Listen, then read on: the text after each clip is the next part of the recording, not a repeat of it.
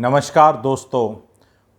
Long term capital gain tax on real estate indexation benefit remove हो गया है। इस पे क्लैरिटी देने आया हूँ आप लोगों को कि ये रियल एस्टेट के लिए भाइयों बहनों बहुत अच्छा है, ख़राब नहीं है। हायर ऑर्डर थिंकिंग करनी है, फर्स्ट ऑर्डर नहीं करनी। मैं India's number 1 real estate clarity giver आपको ये बात अच्छे से समझाने वाला हूँ, ध्यान से समझना। शिक होगा नहीं, पर सरल गणित समझा दूंगा। इंडेक्सेशन बेनिफिट क्या होता है?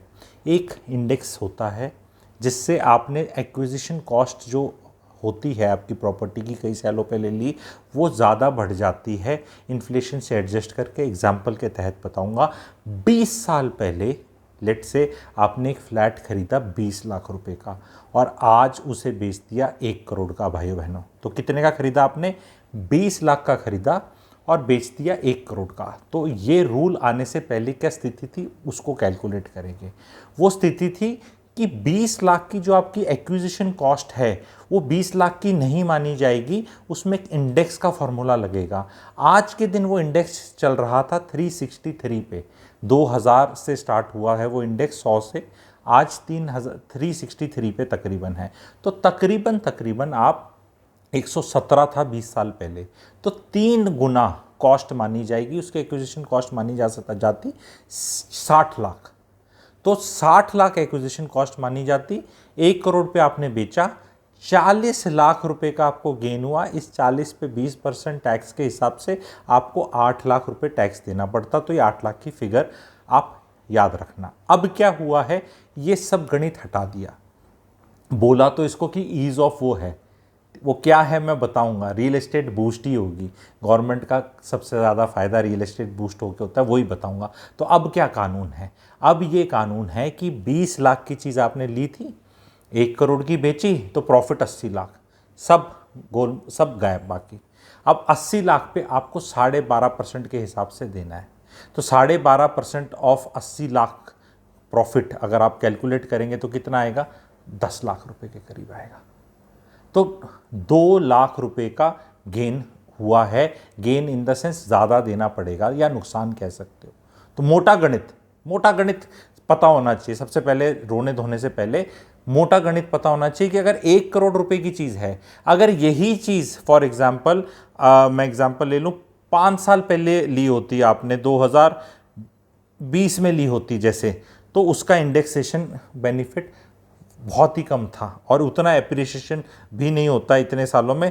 301 नंबर था, तो बहुत हाई नंबर था। तो जितनी पुरानी प्रॉपर्टी है उतने बेनिफिट ज़्यादा होना था। तो अब ये समझ में आ गया कि अगर 20 साल पुरानी प्रॉपर्टी है और 20 लाख की है और 1 करोड़ की है तो 2 लाख का फ़र्क पड़ता है। तो अपना इस पर एक्स्ट्रापोलेट कर लेना, x2 - x1 अपन y2 - y1, वो सबको आई होप आता होगा आपको। नहीं तो भाई किसी से पूछ लेना कि ये कैलकुलेट करने के लिए कि मेरा नुकसान उसमें और इसमें कितना हो रहा है। लेकिन फिर भी ये फ़ायदेमंद है, वो मैं समझाता हूँ कैसे। अब ध्यान से समझो, अगर टैक्स ज़्यादा भी देना पड़ता है तो long term capital gain tax बचाने का प्रावधान है हमारे पास 2 करोड़ रुपया। तो 80 लाख रुपया अगर मैं फ्रेश प्रॉपर्टी में डाल दूं जो कि मेरा कैपिटल गेन है, तो मेरा कैपिटल गेन टैक्स एडजस्ट हो जाएगा, 0 हो जाएगा। इसमें और कैसे फ़ायदे करते हैं और कैसे फ़ायदे ले सकते हैं, वो 1 on 1 मैं समझाऊंगा कि क्या ये 2 करोड़ तक की सीमित है, इसको 4 करोड़ भी कर सकते हैं, क्या कुछ और भी किया जा सकता है, कैसे खेला जा सकता है। रोने से पहले जो मिडिल क्लास की आदत है हर चीज़ में, आगे समझो कि अब कोई चॉइस ही नहीं है, बट पीपल विल री इन्वेस्ट एटलीस्ट द गेन्स। किसी को अपने बेटी की शादी करनी है, भी प्रॉपर्टी बेच के, सबको पता है यार इंसान या तो प्रॉपर्टी खरीदता है या फिर हो सकता है बच्चे को फॉरेन कंट्री भेज रहा है, वो मोटा खर्चा हो सकता है, या बच्चे की शादी कर रहा है। तो सारे की शादी कराने की ज़रूरत नहीं। कैपिटल गेन जो हुआ है भाई, उसको आप अगर प्रॉपर्टी में डाल देंगे, जितना गेन हुआ है, तो फिर वो टैक्स बच जाएगा। और जो जितने की प्रॉपर्टी थी उतना खर्चा कर लो। बहुत ईजी तरीका बता दिया। तो प्रॉपर्टी ही खरीदेगा इंसान, और प्रॉपर्टी बेच के प्रॉपर्टी ही खरीदेगा और टैक्स 0 हो सकता है, तो फिर दिक्कत ही क्या है? क्योंकि अब लॉन्ग टर्म इक्विटी से बेटर रियल एस्टेट होगी, क्योंकि कोई बचाने का प्रावधान तो है, वहां तो बचाने का है ही नहीं। मेरे हिसाब से प्रेडिक्शन ये भी है, ये सारे रेट्स भी धीरे धीरे बढ़ते जाएंगे। एक दिन सबके रेट हो जाएंगे 30%। मिडिल क्लास जैसे जैसे थोड़ी सी अमीर होगी वैसे वैसे उस पर लोड आ जाएगा, ये जीवन का सत्य है। बहुत लोग मेरे को इसमें ऐसे लिखते हैं, अरे ये तो बहुत ख़राब है, 4-5 करोड़ हो, इतनी प्रॉपर्टी महंगी है, दुबई का वीज़ा लगा लूँ, गोल्डन वीज़ा लगा लूँ वहाँ। तो जा ना, क्यों नहीं जाता? आसान नहीं है जाना। दुबई जाऊँ फिर करेगा क्या वहाँ जाके? बहुत लिख देते हैं खुश होके लोग ना। दुबई के बारे में जानना चाहते हो तो दुबई का भी क्लैरिटी मैं दे दूंगा। बड़े ऑप्शन थे अपन, मैं भी ऐसी सोचता था। बस मेरा और आपका फ़र्क ये है कि जो आप आज सोचते हो वो मैं 5 साल पहले सोच लेता था, उतना ही थोड़ा सा मैं क्लेम कर सकता हूँ। ये हम सारे ह्यूमन बींग्स इन्हीं इमोशन से जाते हैं। और इतना अगर कोई चीज़ आसान हो करनी तो बहुत लोग कर चुके होते। उसकी क्या कंडीशंस हैं, क्या फ़ायदे हैं, क्या है नहीं, टैक्स बच जाएगा। क्या टैक्स रियली बचता है? इनकम अगर इंडिया से जनरेट हो रही है तो क्या दुबई से टैक्स बचता है? क्या मैं नमस्कार दोस्तों से बचता है? क्या होता है? कहाँ जाके कर सकते हैं? कुछ ना कुछ पेच रहता है, इतना आसान नहीं होता। तो ये आई होप ये चीज़ में समझ गए कि फ़र्क कितना पड़ा।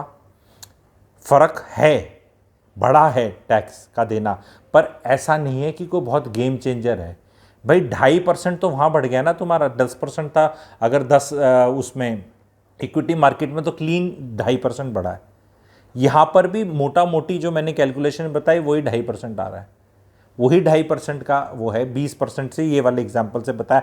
लेकिन मैं क्यों दूंगा अगर मैं उसको एडजस्ट कर सकता हूँ? प्रॉपर्टी खरीद के 99% लोग प्रॉपर्टी ही तो खरीदते हैं बेच के।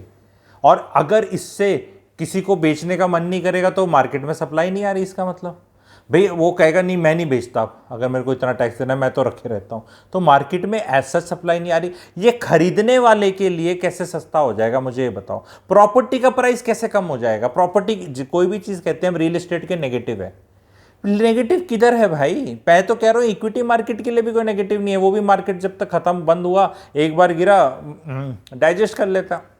इतना तो हम डाइजेस्ट कर लेते हैं ना धीरे धीरे। इसको कहते हैं बॉइलिंग फ्रॉग सिंड्रोम, धीरे धीरे एडजस्ट होते जाएंगे।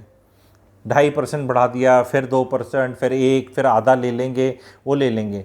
मेरा गुरुजी फ्रॉम गुरुग्राम चैनल पे पूरा डिटेल्ड वो है, जो मैंने 20 चीज़ें बताई थी कि क्या टेक अवेज हैं। उस चैनल को भी सब्सक्राइब कर लो आपने नहीं कर रखा है तो।